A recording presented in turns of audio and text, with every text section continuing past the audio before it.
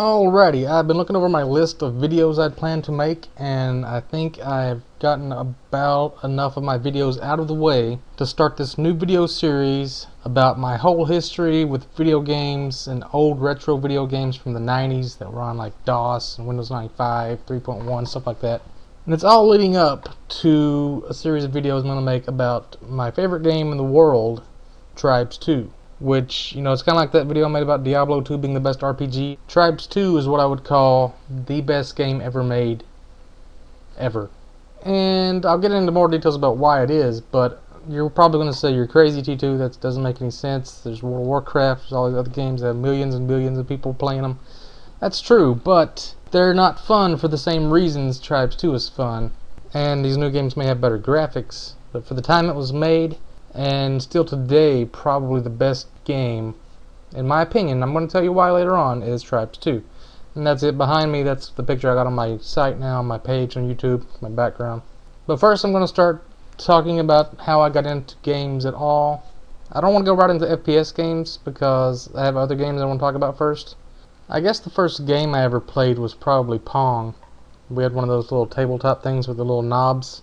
And I hate everybody talks about Pong, like there's a new TV show called Rise of the Video Game where they go off the history of Pac-Man and Pong and Mario Brothers and all those stupid games that everybody has to talk about in every show about video games, and I hate it. So I'm going to skip all the crap. Yeah, after the Pong I got an Atari 2600 and then moved up to the Nintendo. I had a Sega at one point. I think I bought it off a friend of mine. Sega CD, Super Nintendo. The Genesis is what I had with the Sega, not the Master System. I think I got a Nintendo 64, and then that's about where I stopped with the consoles. I got a PlayStation. Yeah, I got a PlayStation. I didn't get PS2, didn't get GameCube, didn't get any of those. The last console I ever had was a PlayStation 1. So let me just skip ahead to when I got the Sega CD.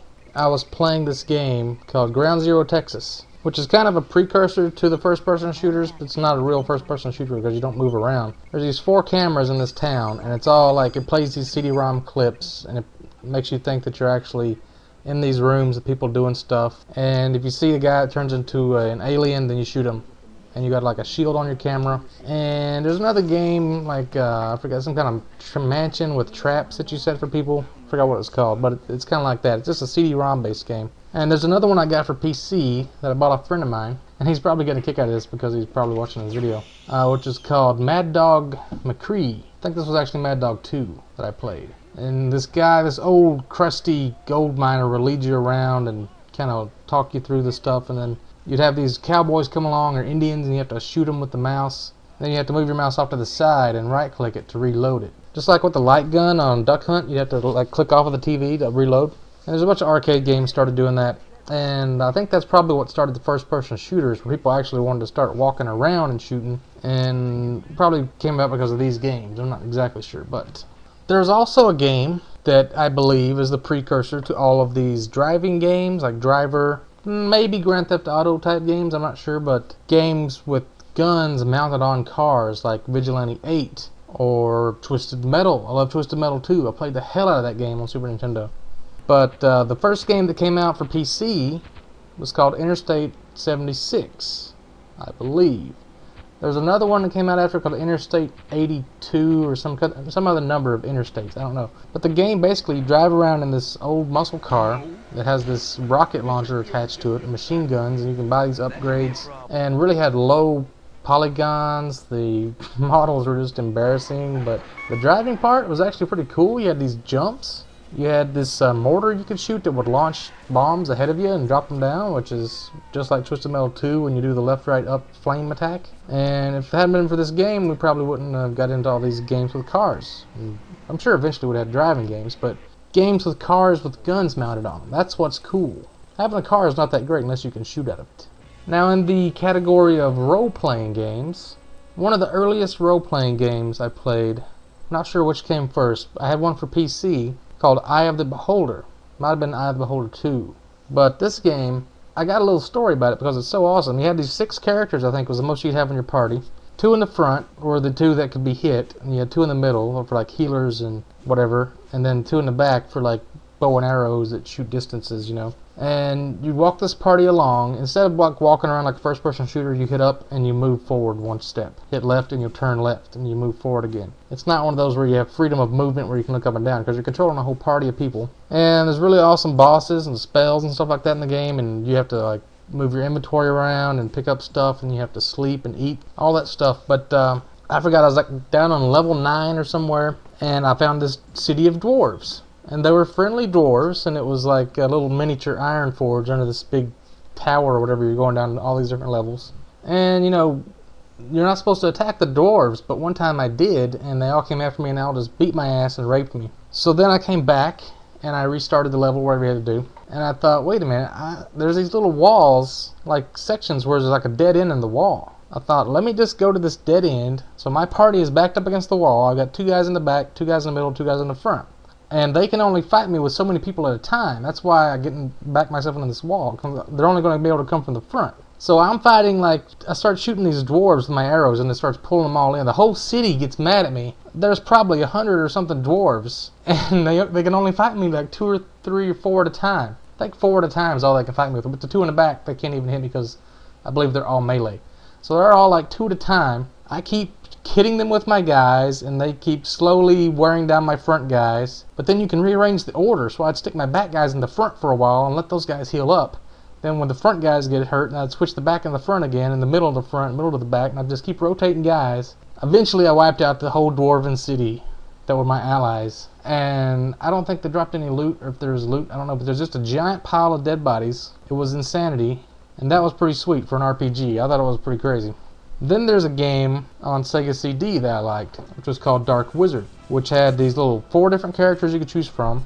Each one had like a little animation, like an anime scene at the beginning.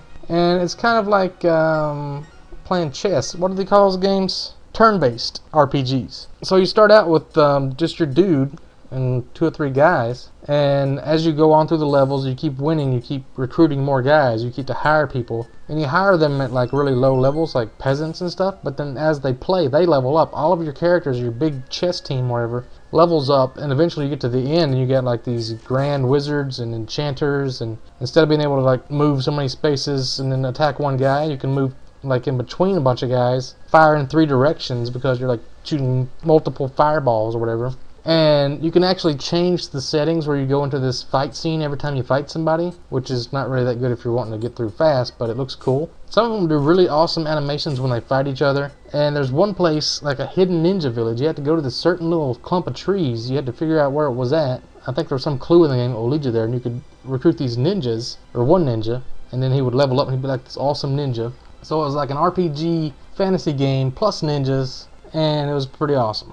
Then back with the PlayStation, I kind of got into Resident Evil, the horror fantasy genre. And then I came across this game called Clock Tower, which scared the living shit out of me. Because Clock Tower, instead of having a gun and a zombie comes at you and you shoot the zombie and you barely kill it before it reaches you, you don't have a gun. You don't have anything. You're in this place, like it's a normal place, like a library or something, or a school, or I don't know, what was this place? Some building with a big clock at the top of it. And you would do something in the game that would trigger this crazy murderous little midget guy with giant scissors. He would come rushing out. Not rushing, he would move really goddamn slow. He would just take a slow step and he'd just keep smashing these scissors together. And you had to find a way out of there and click on stuff like to hide. I remember one part of the game, you go into this room, there's like these bunk beds, and you climb up in the top bunk bed, and the guy comes in, he's like right underneath you, chomping his scissors back and forth.